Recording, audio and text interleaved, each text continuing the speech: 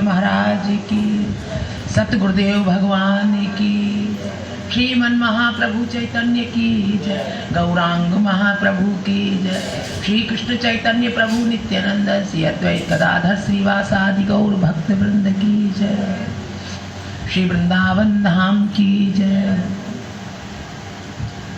श्री गोवर्धन धाम की जय, श्री राधा कुंड कृष्ण कुंड की जय, अनंत अनंत कोटि वैष्णव भक्त वृंद की जय हो, अनंत अनंत कोटि रसिक जनन की जय हो, अनंत अनंत कोटि गुरुजनों की जय हो, ब्रज रज रानी की जय, श्री राधा रानी की जय हो, श्री भक्तमाल की जय हो, अष्ट सखिन की जय हो, श्रीमद् भागवत महापुराण की जय, जय जय श्री राम। गुरुर्ब्रह्मा गुरुर्विष्णु गुरुर्देवो महेश्वर, गुरुर्साक्षात् परं ब्रह्म तस्मै श्री गुरुवे तस्मै श्री गुरुवे। ज्ञानमूलं गुरुर्मूर्ति पूजा मूलं गुरुर्पदम्, मंत्रमूलं गुरुर्वाक्यं मोक्षमूलं गुरुर्कृपा। सर्वे भवन्तु सुखिनः, सर्वे सन्तु निरामया, सर्वे भद्राणि पश्यन्तु मा कश्चित् दुःखभाग् भवेत्। बोलो श्री वृंदावन बिहारी लाल की। गोविंद हरि गोपाल हरि, जय जय प्रभु दीन दयाल हरि। गोविंद हरि गोपाल हरि, जय जय प्रभु दीन दयाल हरि। नंद लाल हरि घनश्याम, नंद लाल हरि घनश्याम हरि, जय राधा माधव श्याम, जय राधा माधव श्याम हरि। गोविंद हरि गोपाल हरि,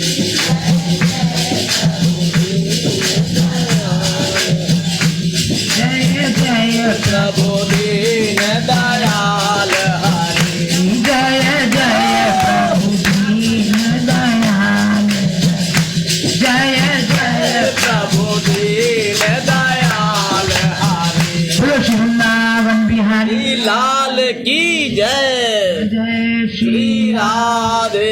हरि बोल हरि बोल हरि बोल।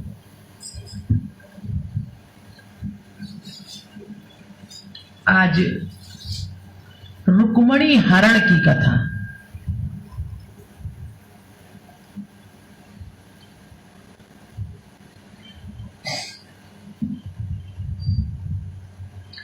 रुक्मणी ने कहा, हे प्रभु, शिशुपाल बारात सजाकर कुंडलीपुर में आ रहा है, सो आप शीघ्र यहाँ आकर शत्रुओं को जीतिए तथा मुझे ले जाइए।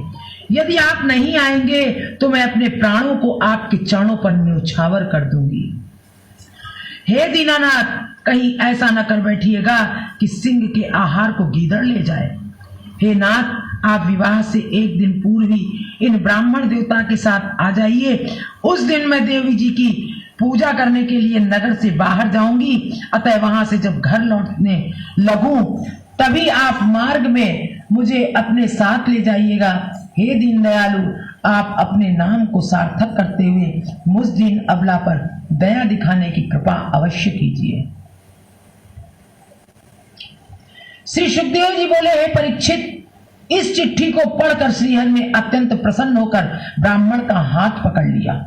तदुपरांत उसे एकांत में ले जाकर कहा, हे ब्राह्मण देवता, मैंने जब से नारद जी के मुख से रुक्मणी के रूप में तथा गुणों को सुना है, उसी दिन से मैं भी उससे मिलने की अभिलाषा रखता हूं।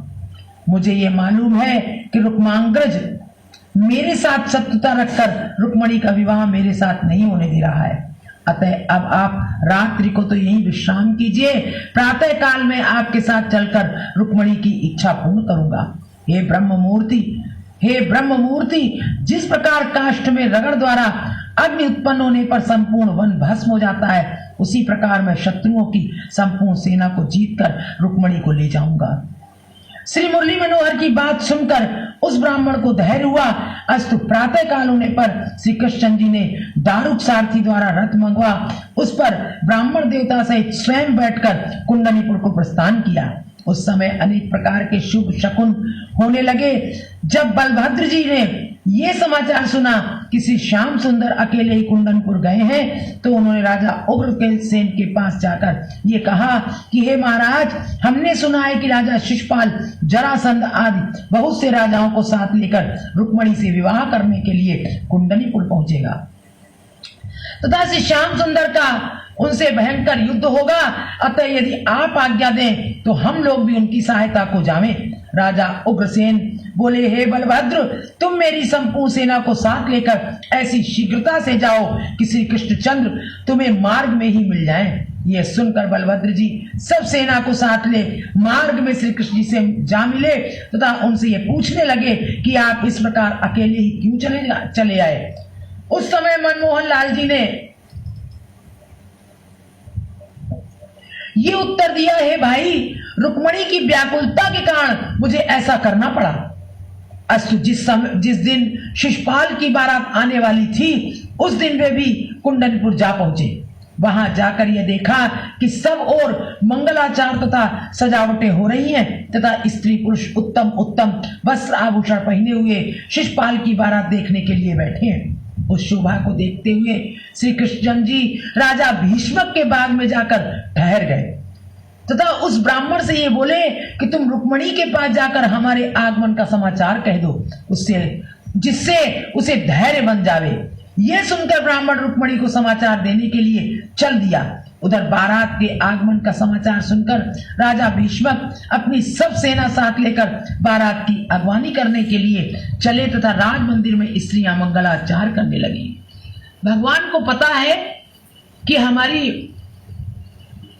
हमारे वियोग में जीव कितना दुखी होता है, तो भगवान पहले से ही सूचना भेज रहे हैं जिससे धैर्य बंध जाए, धैर्य धारण कर ले। रुक्मणी बहुत परेशान है, इसलिए भगवान ने सोचा, कह रहे हैं पहले से भगवान ने इसलिए बता दिया कि जिससे धैर्य धारण कर लें। है पहले भी आ रहे, ऐसा ना हो कि हमारे जान पहले ही वो जय हो। भगवान जानते हैं ये व्याकुलता भक्त की। उधर बारात के आगमन का समाचार सुनकर राजा भीष्मक अपनी सब सेना साथ लेकर बारात की अगवानी करने के लिए चले तथा राज मंदिर में स्त्रियां मंगलाचार करने लगी। राजा ने बारात को सुंदर जनवासे में ठहराकर भोजन के उत्तम उत्तम पदार्थ भेज दिए तथा इधर महलों में पुरोहित ने रुक्मणी के हाथ में कंगन बांध दिया। कंगन बांध दिया, लग्न शुरू हो गई। कंकन पहले ही बन जाता है। इतनी कथा सुन, क्योंकि श्याम सुंदर ने कही दिया था उनसे कि हम अवश्य आएंगे कभी। इतनी कथा सुनाकर श्री सुखदेव जी ने कहा, परीक्षित, तब तक रुक्मणी को श्री श्याम सुंदर के आने का समाचार प्राप्त नहीं हुआ था। अतः वो इन सब दृश्यों को देखकर अपने मन में चिंता करके विचार करने लगी कि क्या कारण हुआ जो श्री श्याम सुंदर अभी तक यहाँ नहीं पधारे। हमारे कंकन भी पुरोहित ने बांध दिया, वो भी आ गए, अब ये सब सारे राजा भी आ रहे हैं, क्या होगा, अभी तक आए नहीं। कहीं भी मुझे गले के पधारे हैं, क्या वे मेरे पत्र को पाकर मुझे निर्लज्ज समझकर नहीं आए क्या, कि देखो अपना प्रस्ताव स्वयं रखा, मुझे कहीं निर्लज्ज तो नहीं समझा, मैंने अपनी प्रीति का हाल उनसे स्वयं कहा, अथवा ब्राह्मणी कहीं मार्ग भूलकर उनके पास नहीं पहुंच सका है। सभी संभावनाएं हो रही हैं, कहीं वे मुझे कुरूप तो नहीं समझ बैठे, अथवा जरासंध का आगमन सुनकर नहीं आए हैं, या फिर जरासंध आ रहा है इसलिए नहीं आए। यदि कल विवाह हो जाने के उपरांत शिशुपाल मुझे हाथ पकड़कर अपने घर ले गया तो मैं अबला फिर क्या कर सकती हूँ? मैं तो अबला हूं और जबरदस्ती मेरा हाथ पकड़कर अगर ले गया कल तो मैं क्या करूंगी? अब मैं कहां जाऊं, क्या करूं, किसका भरोसा रखूं? रुक्मणी की इस व्याकुलता को देखकर एक सखी ने, जो रुक्मणी की प्रीति का हाल जानती थी, इस प्रकार कहा, रुक्मणी तुम घबरा कर अपने प्राण क्यों दे रही हो? वे भला अपने माता पिता तथा भाई आदि से पूछे बिना किस प्रकार आ सकते हैं? अब तुम सोचो कि अपने भाई से पूछेंगे, पिता से पूछेंगे, माता से पूछेंगे। आज तुमने पत्र भेज दिया है, अरे उनको थोड़ा सा शिष्टाचार भी तो करना है। दूसरी सखी बोली, हे राजकुमारी, वे अंतर्यामी तुम्हारे मन का हाल भी जानते हैं। मेरी समझ में तो अब वे यहाँ आ भी चुके होंगे। बोलो गोविंद भगवान की जय। वो जानती थी, बोली कि मेरी समझ में तो यहाँ आ भी चुके होंगे। बोलो द्वारिकाधीश भगवान की जय हो। तुम अपने मन में इस प्रकार मत अकुलाओ। जिस समय रुक्मणी जी सखियों से इस प्रकार वार्तालाप कर रही थी, उसी समय वो ब्राह्मण वहां जा पहुंचा तथा आशीर्वाद देकर ये कहने लगा कि हे रुक्मणी, श्री श्याम सुंदर यहाँ आकर बाग में ठहरे हुए हैं। उनके पीछे पीछे बलराम जी भी अपनी सब सेना को साथ लिए चले आ रहे हैं। ब्राह्मण के मुख से वचन सुनकर रुक्मणी को ऐसी प्रसन्नता हुई जिस प्रकार किसी तपस्वी ने अपने मनोरथ को प्राप्त कर लिया हो। तब वो अत्यंत प्रसन्न होकर ब्राह्मण से इस प्रकार कहने लगी, हे देवता, आपने श्री श्याम सुंदर के आगमन का समाचार सुनाकर मुझे जो प्रसन्नता प्रदान की है, उसके बदले यदि मैं तुम्हें तीनों लोकों की संपत्ति दे दूं तो भी इस ऋण से कभी उड़ नहीं हो सकती। कहने लगी, ऐसी प्रसन्नता हुई जैसे कोई तपस्वी को अपना फल प्राप्त हो गया हो। तप करता है वो कितना अपने अभीष्ट को पाने के लिए, और जैसे उसको प्राप्त हो गया हो, ऐसी प्रसन्नता रुक्मणी को हुई। अभीष्ट तो उनको मिला ही है। इतना कहकर जैसे ही रुक्मणी ने उस ब्राह्मण की ओर कृपा दृष्टि से देखा, वैसे उसके घर लक्ष्मी का निवास हो गया। बोलो गोविंद भगवान। देखते ही, देखने दृष्टिपात करने मात्र से घर में लक्ष्मी का निवास हो गया। लक्ष्मी थी।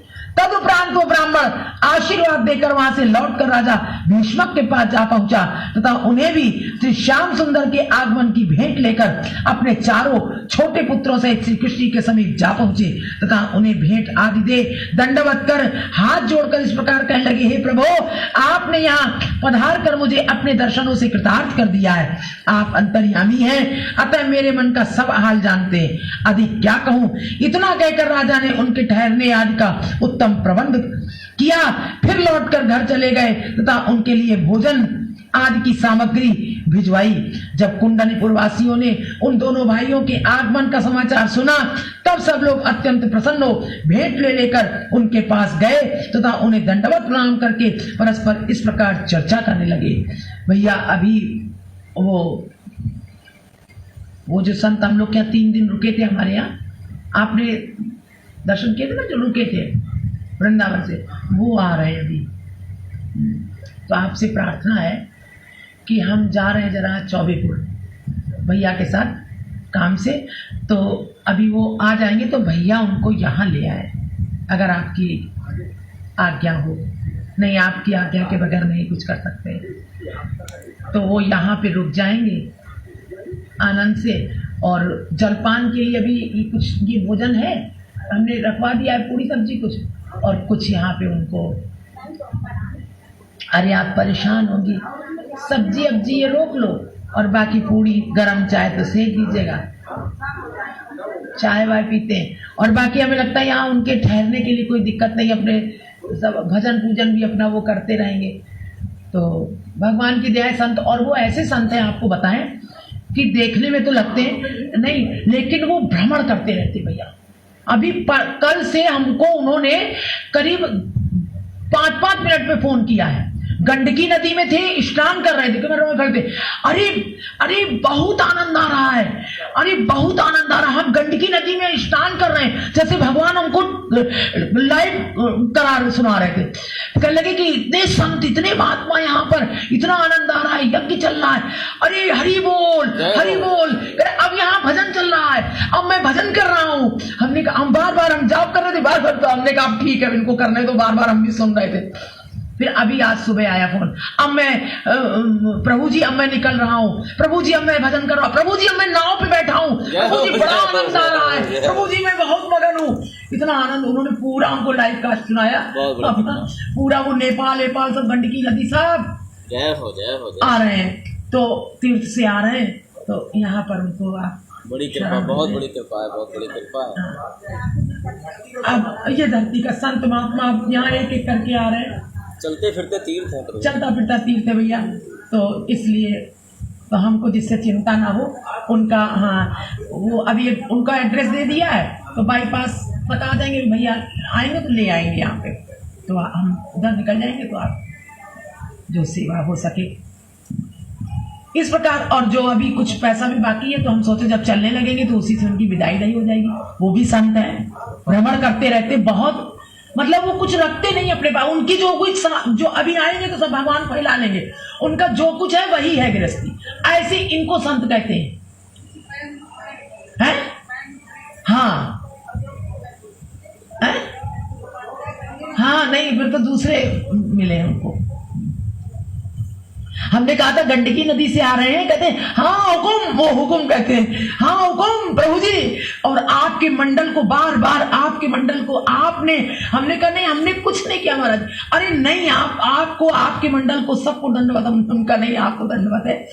तो कहने लगे गंडकी, हाँ हुकुम मैं ला रहा हूं। हमने मन में सोचा प्रभु जैसी तुम्हारी मर्जी हो। अब देखो आ रहे हैं वही, अब देखो कहा है उनकी जो मर्जी। शालिग्राम तो वैसे हैं बेटा, अगर ज्यादा आएंगे सेवा भी तो करनी होती है उनकी। अच्छा, तो हमें पता नहीं था। हाँ ठीक है, आ रहे वो। इस प्रकार जब ये अभी ये प्रसंग आया तो हमें याद आया, तो शिशुपाल रुक्मणी के योग कहते दंडवत प्रणाम करके परस्पर इस प्रकार चर्चा करने लगे, हे भाइयों, रुक्मणी के योग्य सुंदर वर तो श्री कृष्ण जी ही हैं। अभी वो ट्रेन में थे, कह रहे थे आधा घंटे बाद हम स्टेशन पहुंच जाएंगे। अब आधा घंटे से ऊपर हो गया, आपको आ गई हो ट्रेन, आ जाएंगे तो उनको ये अपना स्नान भी कर लेंगे। हाँ, बहुत बहुत बढ़िया व्यवस्था है। हाँ, कहीं किसी से कोई अपना नहा धो के अपना सब एकांतिक भी है। जय हो जय हो जय हो। अस्त जब इस प्रकार श्री रुक्मणी के योग्य सुंदर वर तो श्री कृष्ण जी ही हैं, वो अधम शिशुपाल तो किसी योग्य नहीं है। इस ईश्वर करे कि इन्हीं के साथ रुक्मणी का विवाह हो, तभी हम सबके हृदय को भी प्रसन्नता होगी। अस्तु जब 4 घड़ी दिन शेष रहा तो श्री श्याम जी तथा बलराम जी कुंडलीपुर की शोभा को देखने के लिए रथ में बैठकर नगर में जा पहुंचे। वे जहां जहां भी पहुंचते थे वहीं के सभी स्त्री पुरुष उनके दर्शन कर नेत्रों का लाभ पा पुष्प वर्षा करते हुए इस प्रकार कहते थे,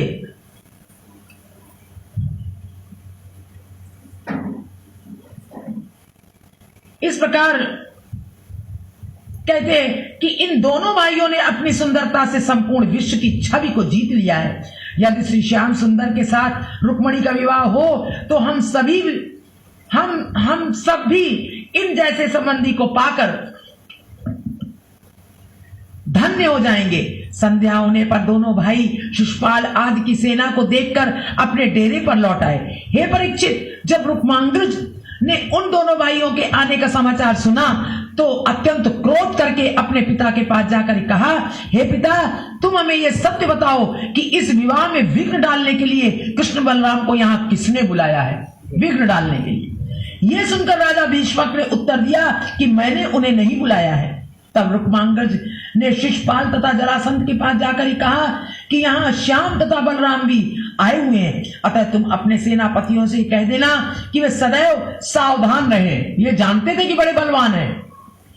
हे परीक्षित, श्री कृष्ण तथा बलराम जी का नाम सुनकर राजा शिशुपाल तो भयभीत हो चित्रवत मौन रह गया, परंतु जरासंध ने रुक्मांगद का यह उत्तर दिया, हे मित्र, इन दोनों भाइयों ने कंस आदि बड़े बड़े योद्धाओं को सहज ही में मार लिया है, अतः ये यहाँ भी उपद्रव किए बिना नहीं मानेंगे। तुम इन्हें साधारण बालक मत समझो, इन्होंने मेरे 23 अक्षौणी दल का 17 बार संहार किया है। साधारण बात है। जब मैं 18वीं बार फिर इनसे युद्ध करने गया, उस समय ये दोनों भाई बिना युद्ध किए ही मेरे सामने से भागकर एक पर्वत पर जा चढ़े। जब मैंने उस पर्वत में आग लगवा दी तो ये वहां से किसी प्रकार बचकर निकल गए तथा अब द्वारिका में जाकर रह रहे हैं। इसलिए कोई ऐसा उपाय करना चाहिए जिससे हमारी लज्जा न जाने पावे। जय हो। नहीं, हम यहां पे क्या करेंगे? जरासंध के ये वचन सुनकर रुक्मांगद ने अभिमान पूर्वक कहा, हे जरा, अरे अभी तक तो युद्ध के क्षेत्र में रहते थे, अब तो यहाँ कन्या का वर्ण करने आए और यहाँ बेइज्जती हो गई, तब तो बड़ी बहुत। हे जरासंध, तुम इनसे इतने भयभीत क्यों हो रहे हो? मैं इन्हें भली भांति जानता हूं, ये वृंदावन में उछल कूद कर गौएं चलाया करते थे। तुम किसी प्रकार की चिंता मत करो, उन्हें तो अकेले ही हम हटा देंगे। हे परीक्षित, शिशुपाल तथा जरासंध को धैर्य बनाकर हमको इन लोगों के ऊपर दया आने लगती है। कैसी माया भगवान की इनके ऊपर फिरी है। सही बात। रुक्मांगद अपने घर लौट ऐसे ही, जैसे ये कह रहे ना, ऐसे ही जिन प्राणियों के ऊपर माया फैली रहती है वो इसी प्रकार से रहते हैं। वो अपने अहंकार को इतना पुष्ट किए रहते हैं कि उन्हें भगवान की भगवत्ता का उन्हें आभास भी नहीं हो पाता है। ये भगवान की ही दया से होता है। परंतु उन दोनों ने बड़ी चिंता में रात काटी। प्रातःकाल उधर तो बारात निकलने की तैयारियां हुई और इधर राजा भीष्मक के घर मंगलाचार होने लगे। जब 4 घड़ी दिन रहा तब 1 सहस्त्र सहेलियां गाती बजाती हुई रुक्मणी को साथ लेकर देवी पूजन करने के लिए चल दी। उस समय शिशुपाल ने यह विचार करके कि कहीं श्री कृष्णचंद्र जी रुक्मणी को जबरदस्ती उठाना ले जावें, शिशुपाल ने सोचा। अपने 50 सहस्त्र शूरवीर उसकी रक्षा करने के लिए साथ कर दिए। उस समय सहेलियों के मध्य में चलती हुई रुक्मणी ऐसी सुशोभित हो रही थी जैसे तारागणों के बीच में चंद्रमा सुशोभित होता है। उन्हें चारों ओर से घेरे हुए काले वस्त्र पहने शिशुपाल तथा जरासंध के सैनिक काले वस्त्र पहने हुए। तभी उसके जो वंशज है वो म्लेच्छ हैं, वो काले रंग का ही कपड़ा पहनते हैं। काले वस्त्र पहने, इसमें वर्णन है काले वस्त्र का। शिशुपाल तथा जरासंध के सैनिक ऐसे लगते थे मानो काली घटा ने उन सबको घेर रखा हो। अस्तु देवी के मंदिर में पहुंचकर रुक्मणी ने उनका विधि पूर्वक पूजन किया तथा हाथ जोड़कर ये प्रार्थना की कि हे गौरी, मैंने बाल्यकाल से ही आपकी सच्चे मन से पूजा की है, अतः आप आज मुझे मनोवांछित फल प्राप्त होने का वरदान दीजिए। तब अन्य सखियों ने भी हाथ जोड़कर देवी से इस प्रकार प्रार्थना की कि हे अंबिके, आप ऐसी कृपा कीजिए जिससे हमारी राजकुमारी का मनोरथ पूर्णता को प्राप्त हो। तदुपरांत पूजा परिक्रमा करके रुक्मणी जब मंदिर से बाहर निकली उस समय वो श्री श्याम सुंदर से मिलने की आशा किए हुए हाथी के समान मंद गति से राज मंदिर की ओर लौटने लगी।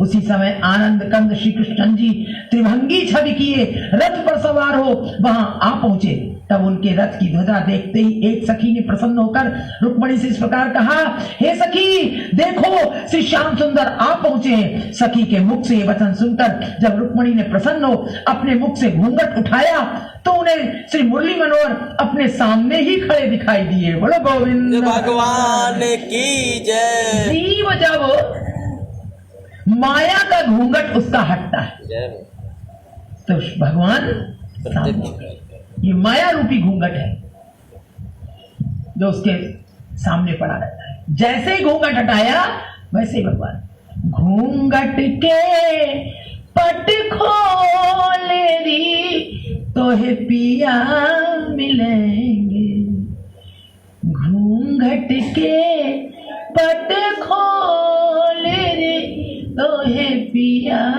मिलेंगे। ये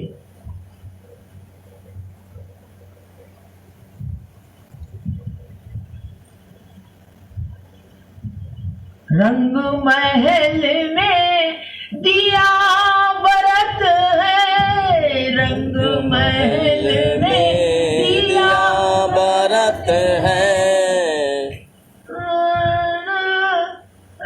खोलरी आसन से मत डोलरी, तो है पिया मिलेंगे, आसन से मत डोलरी, तो है पिया मिलेंगे, घूंघट के पट खोलरी, तो है पिया मिलेंगे। रंग महल में दिया बरत है, ये जो चेतना है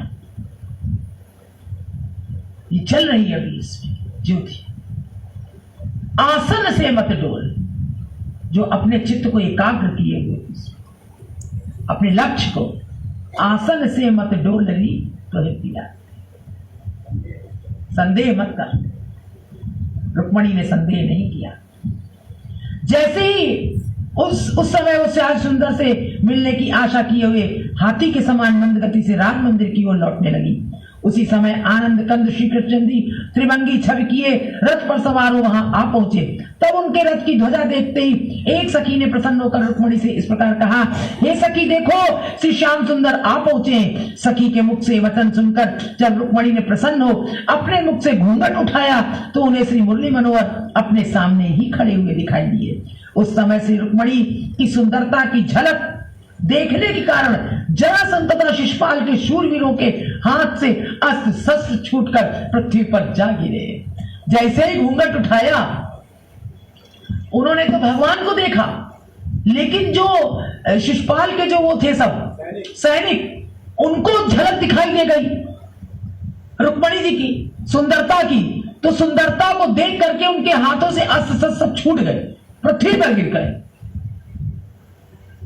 जा गिरे। ये देखकर श्री वृंदावन बिहारी ने हंसते हुए, ये देखा उन्होंने, हंस दिए भगवान, हंसते हुए अपना रथ रुक्मणी के बिल्कुल समीप ले जाकर खड़ा कर दिया। अब उनके एक तो जो अटेंशन में खड़े हुए थे, एक तो वो स्थिति उनकी चली गई, अब वो रूप माधुरी को ही देखने लगे, पागल से हो गए। तो भगवान ने रथ आगे बढ़ाया हंसते हुए और बिल्कुल समीप ले जाकर खड़ा कर दिया। तदुपरांत जैसे ही रुक्मणी ने अपने मोहन प्यारे से भेंट करने के लिए लजाते हुए हाथ बढ़ाया, वैसे ही श्याम सुंदर ने रुक्मणी को अपने बाएं हाथ से पकड़कर रथ पर बैठा लिया तथा शंख बजाते हुए आगे बढ़ चले। बोलो गोविंद भगवान की जय। जय श्री राधे।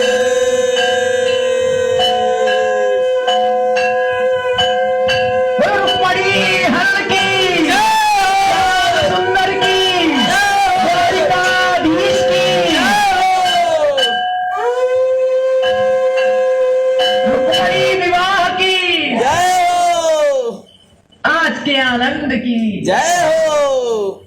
इस प्रकार इतनी कथा सुनाकर श्री सुखदेव जी ने कहा, परीक्षित उस समय रुक्मणी अपने व्रत पूजन आदि का संपूर्ण फल प्राप्त करके पिछले सब शोक भूल गई। जरासंध तथा शिशुपाल के शूरवीर मुंह ताकते ही रह गए तथा श्री श्याम सुंदर उन सबके बीच में से रुक्मणी को उठाकर इस प्रकार ले गए जैसे सिंह गीदड़ों के झुंड में निर्भयता पूर्वक घुसकर अपना आहार उठा लाता है। देखो वो आज खत्म हो गए ना, उन्होंने यहां पर माला झोली ली और जीव के हृदय में ये आ गया कि अब भगवान के भजन के अलावा कुछ नहीं है, मुक्ति को प्राप्त हो गए। कह रहे थे कि अब कुछ नहीं करना है दीदी, अब तो बस भजन करना है। हरे कृष्ण कृपा। आज शरीर छूट गया। ये है भगवान का हो जाता है वो जी।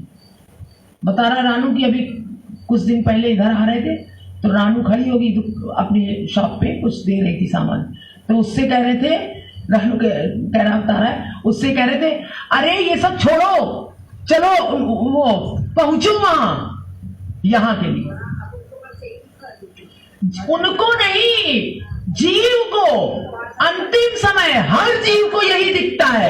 जय हो उनको नहीं, हमको भी दिखेगा बाद में यही, अगर जीवन जीते नहीं देख पाएंगे। बहुत सुंदर। जब तक शरीर रहता है ना, तब तक हम खूब भोगते हैं, हमें वो सब बहुत प्रिय लगता है। लेकिन जब हमारी ऐसी स्थिति होती है ना, असहाय हो करके, तब ये संसार कुछ और ही नजर आता है। ये वो नजर नहीं आता है जो पहले नजर आता था। जय हो। सत्य बता रहे बेटा, सत्य सत्य। वही संसार, वही घर, वही धन दौलत, वही स्त्री पुत्र, वही हमारा मन कुछ और नजरिया दिखाता है, कुछ और नजारे दिखाता है। अभी हमें समझ में नहीं आ रहा है। अभी तो सोचते हो कैसे लगता होगा। जय हो। वो कैसे लगता होगा, जैसा अभी है ऐसे कैसे बदल जाएगा। भाई रुको अभी, हम तो यही कहते ठहरो, सब समझ में आएगा। उनकी कृपा होने जिसको यहाँ खारा पानी नहीं लगा, बड़ा मीठा लगा, सब खारा लगेगा। एक कोई नहीं बचने वाला। बड़े बड़े शूरवीर चले गए यहाँ से। जय हो। ठहरो, लेकिन बहुत पछताना होगा। इसीलिए कहा कि चतुर वही है, भगवान ने कहा, जो जीवन रहते इससे मुक्ति पाले। खारा पहले ही लगने लग जाए। भगवान की बड़ी कृपा है, बहुत बड़ी कृपा, बहुत बड़ी कृपा। जिसके लिए हम छल और कपट करते हैं ना, जिसको बनाए रखने के हमको इतना महत्व है कि हम गुरुजनों से, भगवान से, अपने दिल से धोखा देते हैं। सत्य। अपने से धोखा देते हैं। उसको अभी उसको अंतर में ही दर्शन नहीं हुए हैं, उसके बाहर कहां ढूंढेगा जाकर के। तभी कहा संतों ने, बाहर क्या ढूंढे रे बंदे, मैं तो तेरे घर में हूं। बाहर कहां ढूंढता है वो, अंदर ही अभी नहीं हुआ। तब कहा हजारों लाखों करोड़ों को 1% किसी को अंदर आत्मा में भाषित हो जाता है वो। ये हाल है। इतना रेशियो दिया भगवान ने गीता में, ऐसे ही कह दिया। उनके वचन अंतर्यामी है, वो सब जानते हैं। बाहर से तो कोई एक प्राणी ऐसा नहीं है जो उन्हें भज ना रहा हो, उल्टा है। बल्कि कोई एक प्राणी नहीं जो भज ना रहा हो, किसी न किसी प्रकार वो भज रहा है। सही बात है। लेकिन वो उनको नहीं भज रहा है, उसको कोई नहीं जानता। ये उसकी लीला है। इसलिए वो हो गया था परमात्मा का, वर्ण कर लिया भगवान ने आज उसे। ये जो रुक्मणी हरण सुन रहे हो ना, इसी तरह एक जीव का भी बहुत महत्व है। भगवान उसे हाथ पकड़ के बढ़ा ले। जिसके चित्त में ये आ गया कि बस अब तो भगवान का भजन करना है, भगवान उसको वर्ण कर लेते हैं। जय हो। बन जाती है उसकी, दुर्गति नहीं होती उसकी।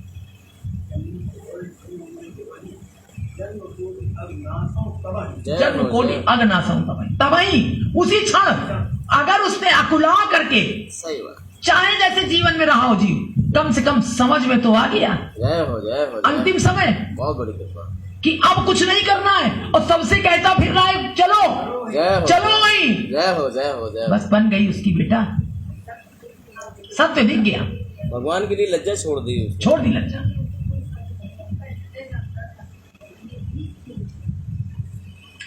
इस प्रकार निर्भयता पूर्वक घुसकर अपना आहार उठा ले, जैसे सिंह गीदड़ों के झुंड में निर्भयता पूर्वक घुसकर अपना आहार उठा लाता है।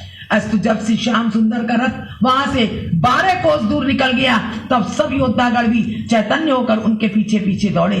उस समय बलराम जी भी यह देखकर कि श्री कृष्ण जी रुक्मणी को रथ पर बैठाकर द्वारिका की ओर चले जा रहे हैं, अपनी सेना को साथ लेकर उनकी रक्षा करने के लिए समीप जा पहुंचे। उस समय रुक्मणी को घबराई हुई देखकर श्री हरि ने इस प्रकार कहा, हे रुक्मणी तू चिंतित मत हो, मैं द्वारिका पहुंचकर पहले तो तेरे साथ शास्त्रानुसार विवाह करूंगा, तत्पश्चात तेरा मनोरथ पूर्ण करूंगा। शास्त्रों के अनुसार विवाह करूंगा, घबराओ नहीं।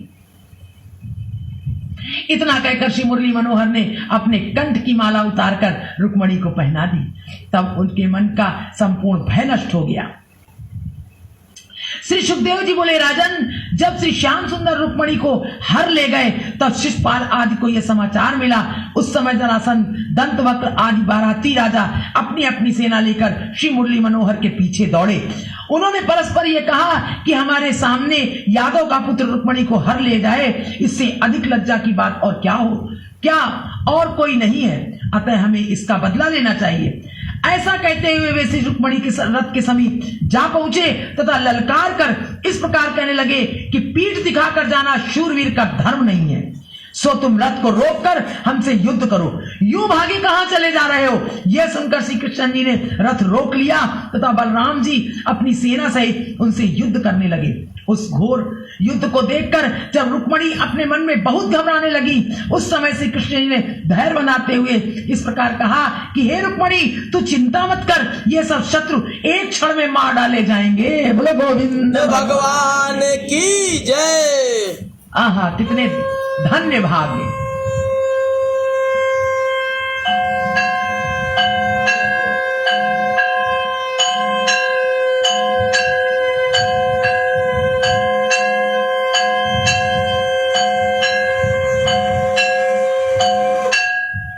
धन्य हो आपका शंख, भगवान की कृपा से बसता है।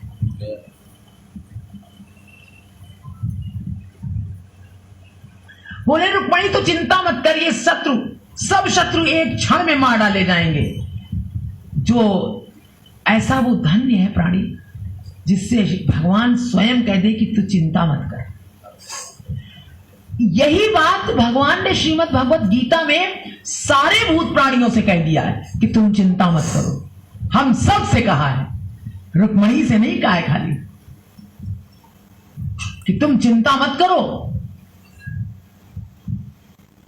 मैं हूं। लेकिन हम सब फिर भी चिंता करते हैं। इतने पर भी जब रुक्मणी को धैर्य नहीं हुआ तब श्री श्याम जी तो रथ को एक और खड़ा करके युद्ध का कौतुक देखने लगे। भगवान श्याम सुंदर रथ को खड़ा करके किनारे खड़े होकर कौतुक देख रहे हैं। क्या उठा पटक बलराम जी कर रहे हैं, हल से हल मूसर चला रहे हैं, और बलराम जी ने अपने हल मूसल द्वारा दिखाई देने लगता है। क्या करें, दर्शन होने लगता है, हल मूसल चल रहा है। इसलिए बलराम जी ने अपने हल मूसल द्वारा संपूर्ण शत्रु सेना को पल भर में ही इस प्रकार काट डाला जिस प्रकार किसान खेत को काट डालते हैं। और भगवान श्याम सुंदर देख रहे हैं। अरे कभी कभी तो हल मूसल ऐसे भी चलता था कि हल को छोड़ देते थे और छोड़ करके हवा में चलता रहता था। जय हो जय हो जय हो जय हो जय।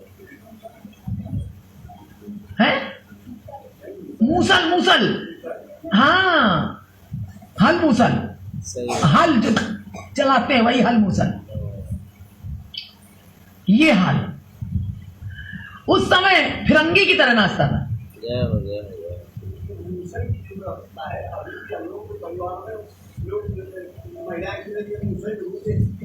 हाँ, पूजती हैं, वही मूसल। हाँ हाँ हाँ, वो रक्षा करने के लिए। ये सब जो है, ये सब कुछ रीतियां कुछ कारण से हैं, लेकिन अब पता नहीं है इसलिए। उस समय अपनी सेना का संहार देखकर जरासंध तथा दंतवक्र आदि रणभूमि से भागकर शिशुपाल के पास लौट गए। इतनी कथा सुनाकर श्री सुखदेव जी बोले, परीक्षित, रण में विजय प्राप्त होने पर देवताओं ने आकाश से श्री बलराम जी पर पुष्पों की वर्षा की। बोलो गोविंद भगवान की जय। उस समय शिशुपाल ने अपने साथी राजाओं से इस प्रकार कहा कि इस लज्जापूर्ण जीवन से तो मृत्यु अच्छी है। कृष्ण द्वारा रुक्मणी के हर लिए जाने पर मैं तो संसार में कहीं मुख दिखाने योग्य भी नहीं रहा। तब शिशुपाल की बात सुनकर जरासंध ने यह कहा, हे राजन, बुद्धिमानों को जय पराजय का हर शोक नहीं करना चाहिए। तुम तो बुद्धिमान हो। वो कह रहा है इससे अच्छा तो लज्जा के मारे मर जाए, ऐसे जीवन जीने से क्या फायदा, पराजय हो गई। कह रहा नहीं, बुद्धिमान को जय पराजय हर शोक नहीं करना चाहिए, तुम तो बहुत बुद्धिमान हो। यह सुख दुख आदि संपूर्ण संसारी व्यवहार स्वप्न के समान मिथ्या है। देखो, मैं स्वयं भी इन लड़कों से 17 बार हारा, परंतु मुझे उसका कोई दुख नहीं है। मैं कितना बड़ा बेसप्रभ हूं। जय हो। तुम तो एक ही बार में हार मान गए और हमको देख लो। हाँ, उत्साह बढ़ा दिया। अरे तुम तो ये बात 17 वाले लड़कों से हार गए। इन लड़कों से संबोधन देखिए, हे कृष्ण गोविंद। 17 बार। मैं स्वयं भी इन लड़कों से 17 बार हारा, परंतु मुझे उसका कोई दुख नहीं हुआ। 18वीं बार जब ये मेरे सामने युद्ध भूमि से भाग गए तो मैंने उसका कोई हर्ष भी नहीं मनाया। ये दोनों बालक न जाने किनके अवतार हैं कि इनकी लीला ही अब हर्ष इसलिए नहीं मनाया कि ये हमने तो इनको सामने मारा नहीं, ये भाग गए। अब पता नहीं किधर से आके वार करेंगे और कब वार करेंगे, इसलिए हर्ष कहां से मनाओगे भागने का। इनकी लीला ही कुछ समझ में नहीं आती। अतः तुम्हें भी अपने समय को देखते हुए इस समय चिंता को त्याग देना चाहिए। फिर कभी अवसर मिले तो कसर निकाल लेना। जरासंध के इस प्रकार समझाने पर शिशुपाल ने अपने मन में इसी प्रकार, जो छली लोग होते हैं ना, वो उस समय बहुत भोले बने रहते हैं और जब समय आता है तो फिर कपट करते हैं। ये कह रहा ना, कसर निकाल लेना, ये सब वही छल कपट है बेटा। मैं धैर्य धारण किया, मन में धैर्य धारण किया। तदुपरांत वो तथा उसके साथी सभी राजा बची खुची सेना को लेकर साथ लेकर अपने अपने घर लौट गए। अब जो बची कुची थी वो तो हल भूसा से सब मर ही गए, थोड़े बहुत थे तो उनको वापस ले गए। हे परीक्षित, जब रुक्मांगद ने ये समाचार सुना तो उसने अत्यंत क्रोध करके अपनी सभा में बैठकर यह कहा कि यादव का लड़का मेरी बहन को उठाकर ले जाए, इससे अधिक आश्चर्य की बात और क्या होगी। मैं अभी उन दोनों ठीक भाइयों को, मैं उन दोनों ढीठ भाइयों को पकड़कर ले आता हूं, अन्यथा कभी यहां आकर अपना मुख नहीं दिखाऊंगा। इतना कहकर वो एक अक्षौणी सेना साथ लेकर श्री श्याम सुंदर से लड़ने के लिए चल दिया। वहां उसने अपनी सेना को तो बलभद्र जी तथा उनकी सेना से लड़ने के लिए छोड़ा और आप श्री कृष्णचंद्र जी के पास पहुंचकर इस प्रकार कहने लगा, अरे अहीर, तू मेरी बहन को लेकर कहां भागा चला जा रहा है? एक क्षण को ठहर तो सही। तू मुझे जरासंध अथवा शिशुपाल मत समझना, वे छत्री नहीं थे। अब मेरे सामने से तेरा जीवित बचकर आना अत्यंत कठिन है। इतना कहकर रुक्मांगद ने श्री श्याम सुंदर के ऊपर अपने तीरों की वर्षा करनी आरंभ कर दी, परंतु श्री मुरली मनोहर ने अपने बाणों से उसके सब प्रहारों को निष्फल कर दिया। तदुपरांत श्री श्याम जी ने अपने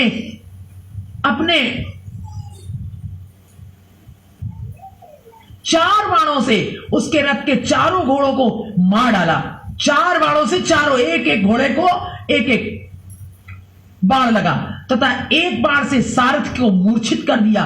फिर एक बाण से उसके रथ की ध्वजा काटकर दूसरे बाण से उसके धनुष को काट गिराया। तदुपरांत उसने गदा आदि जितने शस्त्र चलाए थे वे सभी निष्फल कर दिए। फिर श्री मुरली मनोहर हाथ में ढाल तलवार लेकर नीचे कूद पड़े तथा रुक्मांगद को पकड़कर जैसे ही उसका वध करने को तत्पर हुए, वैसे ही रुक्मणी ने उनका हाथ रोकते हुए कहा, हे स्वामी, जिस प्रकार आपको श्री बलराम जी प्रिय है, उसी प्रकार मुझे भी अपना यह भाई प्यारा है। जय हो, जय हो। ये है मोह। अतः जिस प्रकार ज्ञानी लोग पागलों तथा बालकों की वार्ता पर कुछ ध्यान नहीं देते, पागल और बालक विनती कर रही है, ध्यान नहीं देते, उसी प्रकार आप इसे भी मूर्ख जानकर इसका अपराध क्षमा कर दीजिए। ये शिष्टाचार है। कितने प्रेम से भगवान की महत्व को जानते हुए उसने कहा कि पागल है ये, इसको पता नहीं है आपके महत्व को, मूर्ख है। यदि आप इसका वध कर डालेंगे तो मेरे पिता को, जो आपके भक्त हैं, मेरे पिता आपके भक्त हैं, बहुत दुख होगा तथा इसकी पत्नी भी अत्यंत दुखी होगी। अतः हे नाथ, राजा भीष्मक आपके ससुर होकर अपने पुत्र को कष्ट उठावे, ऐसा करना आपको उचित नहीं। रुक्मणी के ऐसे वचन सुनकर श्री कृष्ण ने रुक्मांगद को जान से न मारकर उसे अपने रथ से बांध लिया। इतनी कथा सुनाकर श्री सुखदेव जी बोले, परीक्षित, इधर तो श्री कृष्ण जी ने रुक्मांगद की यह दशा करी, उधर बलराम जी उसकी सब सेना को मार भगाकर श्रीहरि के पास इस प्रकार आ पहुंचे जिस प्रकार ऐरावत हाथी कमल वन को रौंदता हुआ बढ़ा चला आता है।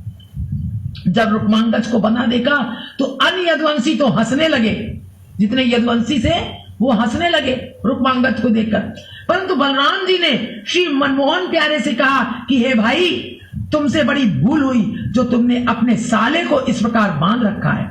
इससे तो इसे मार डालना ही उचित था।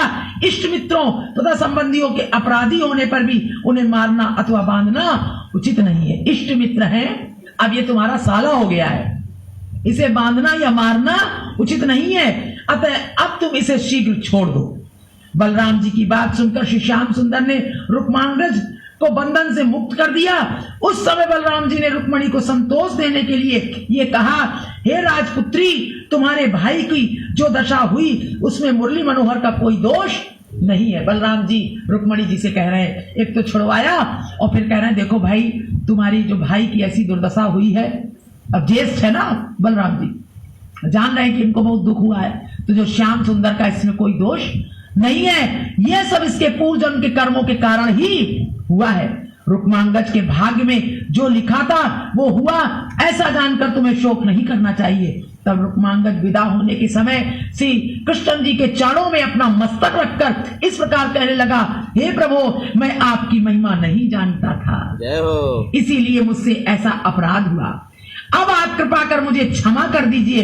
आपको तो ब्रह्मा शिव आदि देवता भी नहीं पहचान पाते हैं, फिर भला मैं अज्ञानी आपको किस प्रकार जान सकता हूँ। रुक्मांगज ने क्षमा मांगी भगवान से।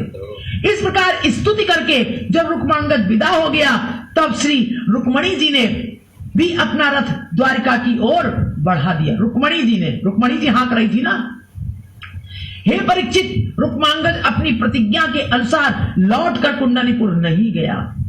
उसने कुंडलीपुर के पास ही भोजकट नामक एक अन्य नगर बसा लिया तथा अपनी पत्नी तथा पुत्रों को भी वहीं बुलाकर राजा भीष्मक से मन में शत्रुता रख वहीं रहने लगा।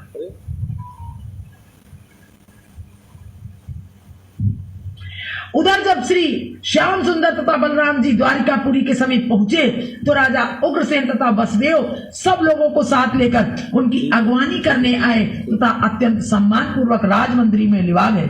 रुक्मणी की सुंदरता को देखकर सब स्त्रियों को अपार आनंद हुआ तथा घर घर मंगलाचार हुए। तदुपरांत वसुदेव जी ने अपने पुरोहित गर्ग मुनि को बुलाकर विवाह का मुहूर्त निश्चित किया तथा दुर्योधन आदि अनेक राजाओं को निमंत्रण भेजकर श्री श्याम सुंदर के विवाह के लिए द्वारिका में आमंत्रित किया।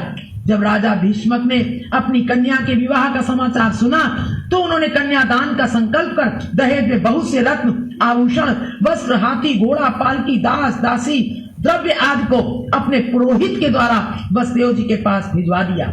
जब द्वारिकापुरी में देश देश के राजा आकर एकत्रित हुए तथा राजा भीष्मक का पुरोहित भी दहेज लेकर पहुंच गया, तब गर्ग मुनि ने शास्त्र के अनुसार शुभ लग्न में बड़ी धूमधाम तथा आनंद पूर्वक श्री कृष्ण रुक्मणी का विवाह करा दिया। उस समय के सुख तथा शोभा का वर्णन किसी प्रकार नहीं किया जा सकता। स्त्रियों ने मंगल गीत गाए, देवताओं ने पुष्प बरसाए, अप्सराओं ने आकाश में आकर नृत्य किया, गंधर्वों ने गीत सुनाए तथा त्रिभुवन के सब जीवों ने जय जयकार किया। जब विवाह संपूर्ण हो चुका तो राजा उग्रसेन ब्राह्मणों तथा याचकों को दान दक्षिणा एवं मुंह मांगी वस्तुएं देकर पूर्णतः संतुष्ट कर दिया। किसी को कोई इच्छा शेष न रही। फिर सब राजाओं को सम्मान पूर्वक विदाई दी। इतनी कथा सुनाकर श्री सुखदेव जी ने कहा, परीक्षित, रुक्मणी के द्वारिका में आने पर प्रत्येक घर में लक्ष्मी का निवास हो गया तथा सब राजा श्री श्याम जी के अधीन रहकर अपने अपने देश की भेंटें भेजने लगे। रुक्मणी मंगल की इस कथा को जो कोई सच्चे मन से कहता, सुनता अथवा पढ़ता है, उसे मुक्ति एवं तीर्थ स्थान का फल प्राप्त होता है। बोलो गोविंद भगवान की जय हो।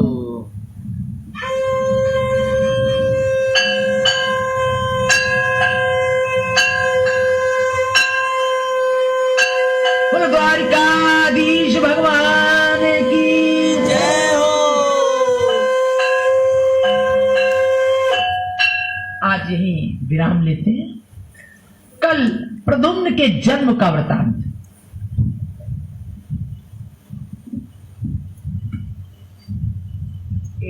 चरण के बाद आरती कर लीजिए।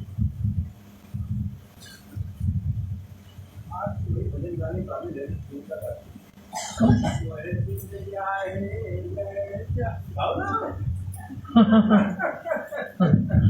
नहीं, अब तो ब्याह लिया ना। अच्छा।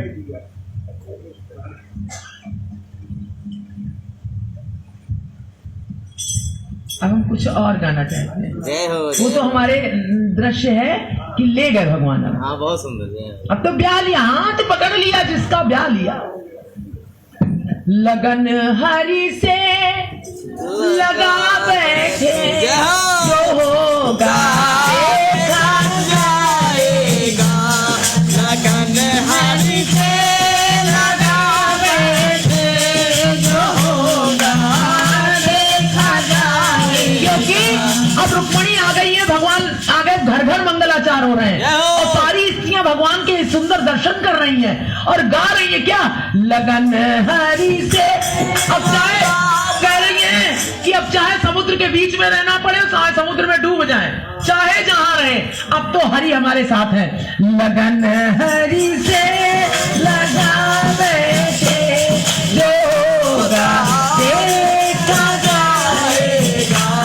लगन हरि से लगा बैठे, जो होगा देखा जाएगा। लगन प्रभु से लगा बैठे, जो होगा देखा जाएगा। मोहब्बत तुमसे कर बैठे, मोहब्बत तुमसे कर बैठे। रुक्मणी जी बहुत आनंद में है। रुक्मणी जी कह रही है मोहब्बत तुमसे कर बैठे, जो होगा देखा जाएगा।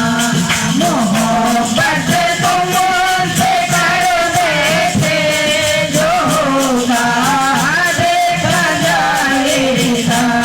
कभी दुनिया से डरते थे, कभी दुनिया से डरते थे, कि छुप छुप याद करते थे। कभी दुनिया से डरते थे, कि छुप छुप याद करते थे। कि अब पर्दा है, कि अब पर्दा हटावे थे, जो होगा देखा जाएगा। कि अब पर्दा हटावे थे, जो होगा देखा जाएगा। लगन हरि से लगा बैठे, जो होगा देखा जाएगा। अरे भाई रुक्मणी खुद हाथ कर ले गई है। का लगन हरि से लगा बैठे, लगन हरि से लगा बैठे, जो होगा देखा जाएगा। कभी दुनिया से डरते थे, कभी दुनिया से डरते थे, मुझे बदनाम ना कर दे। कभी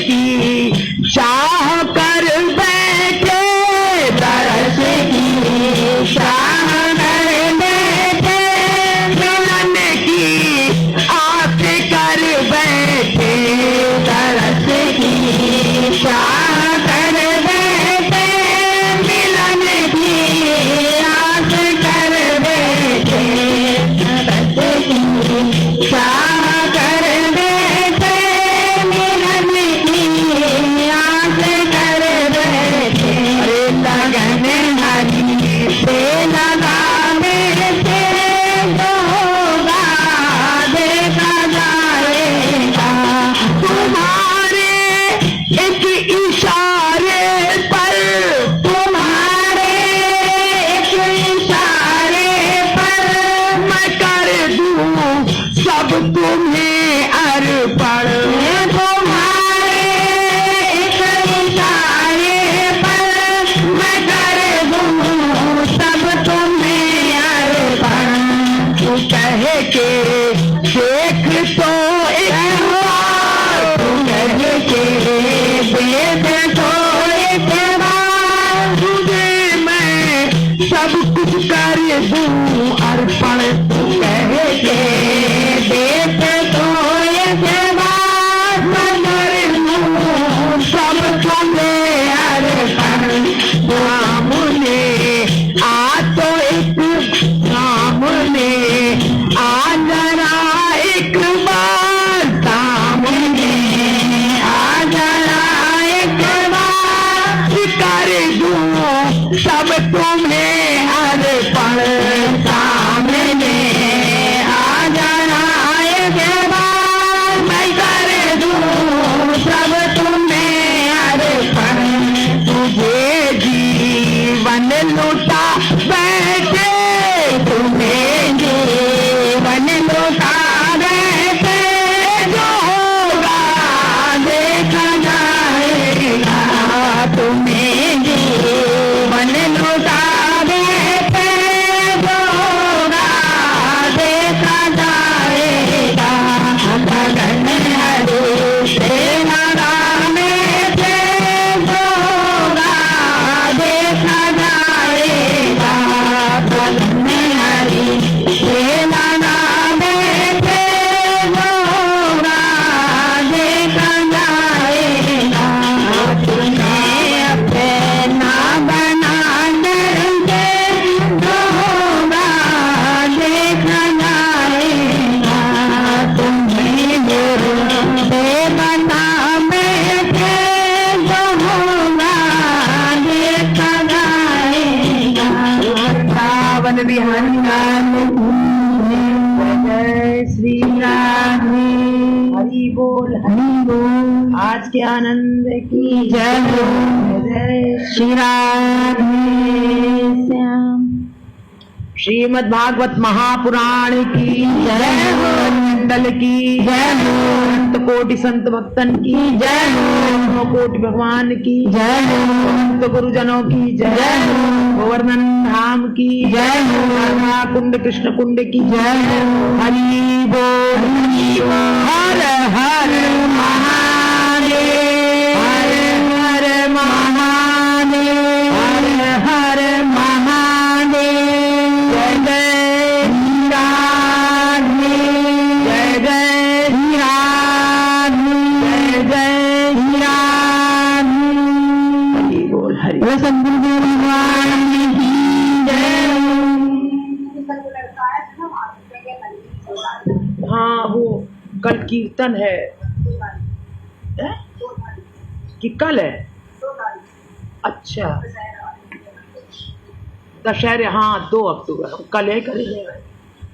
ये हाल है, मंगल है सर। अच्छा 2 अक्टूबर को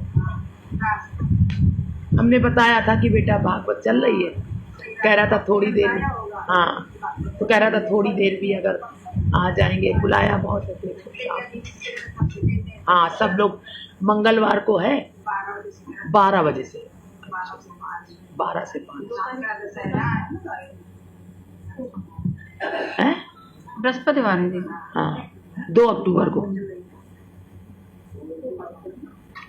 है बच्चा है उसके यहाँ है भागवत। पता नहीं। अरे कीर्तन आरती आरती आरती आरती आरती। श्री बांके बिहारी तेरी आरती गाऊं, बिहारी तेरी आरती गाऊं, आरती गाऊं प्यारे आपको मनाऊं, आरती गाऊं प्यारे आपको मनाऊं, श्याम सुंदर तेरी आरती गाऊं, गोपाल तेरी आरती गाऊं, मोर मुकुट प्रभु शीश पे सोए, जानी बंसी मेरो मन मोहे, देखे सभी बलिहारी मैं जाऊं, सेवा के बिहारी तेरी आरती गाऊं, चरणों से निकली है गंगा प्यारी, जिसमें सारी दुनिया तारी, मैं चरणों की शरण में जाऊं, सेवा के बिहारी तेरी आरती गाऊं, नाथ अनाथ के नाथ आप हो, दुख सुख जीवन प्यारे साथ आप हो, उबर सनी के दर्शन पाऊं, शिवा के बिहारी तेरी आरती गाऊं, श्री हरिदास के प्यारे तुम हो, मेरे मोहन जीवन धन हो, देखी सभी बलिहारी मैं जाऊं, सेवा के बिहारी तेरी आरती गाऊं, संग में तुम दस भानु दुलारी, ललिता और सतियां सब प्यारी, वृंदावन वास में पाऊं, शिवा के बिहारी तेरी आरती गाऊं, आरती गाऊं प्यारे आपको मनाऊं, आरती गाऊं प्यारे आपको मनाऊं, श्याम सुंदर तेरी आरती गाऊं, हे गोपाल तेरी आरती गाऊं, हे नंद लाला तेरी आरती गाऊं,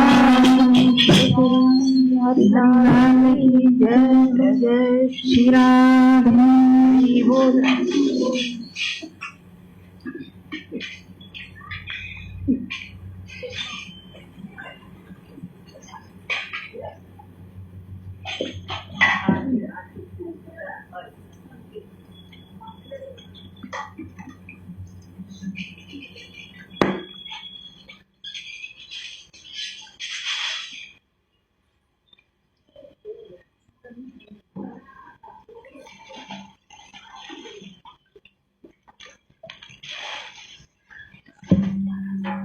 जय राधे जय राधे राधे, जय राधे जय श्री राधे, जय कृष्णा कृष्णा जय कृष्णा जय श्री कृष्णा, श्यामा गौरी नित्य किशोरी, प्रियतम जोड़ी श्री राधे, रसिक रसीलो छैल छबीलो, गुण गर्मीलो श्री कृष्णा, रास विहारिन रस विस्तारिन, प्रिय उर धारिन श्री राधे, नव नव रंगी नवल त्रिभंगी, श्याम सुवंगी श्री कृष्णा, राण प्यारी रूप उजारी, अति सुकुमारी श्री राधे, नयन मनोहर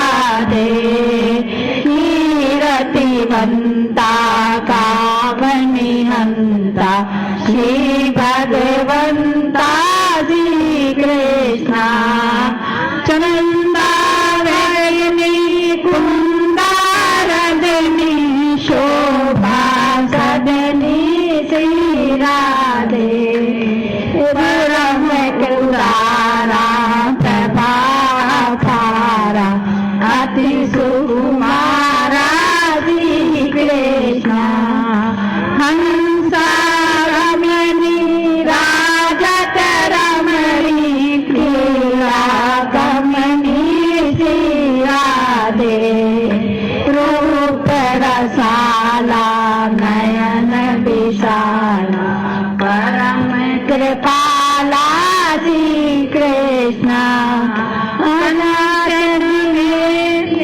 अति रस बेली अति अलबेली श्री राधे सब सुख सागर सब गुण आगर रूप उजागर श्री कृष्ण रमणी रम्या तरु तरतम्या गुण आगम्या श्री राधे धाम निवासिनी प्रभा प्रकाशे सहज सुवासी श्री कृष्ण शक्य नादिनी अति प्रियवादिनी और उन्मादिनी श्री राधे अंग अंग तोना सरस सलोना सुभग सुभाना श्री कृष्ण राधानामिनी अभिरामिनी हरि प्रिय स्वामिनी श्री राधे हरे हरे हरि हरे हरे हरे हरे हरे श्री कृष्ण जय राधे राधे राधे जय राधे जय श्री राधे जय कृष्ण कृष्ण कृष्ण जय कृष्ण जय श्री कृष्ण जय राधे राधे जय राधे जय श्री राधे बोलो श्री वृंदावन बिहारी लाल की जय बोलो राधे रानी की जय बोलो गुरुराज महाराज की जय बोलो सदगुरुदेव भगवान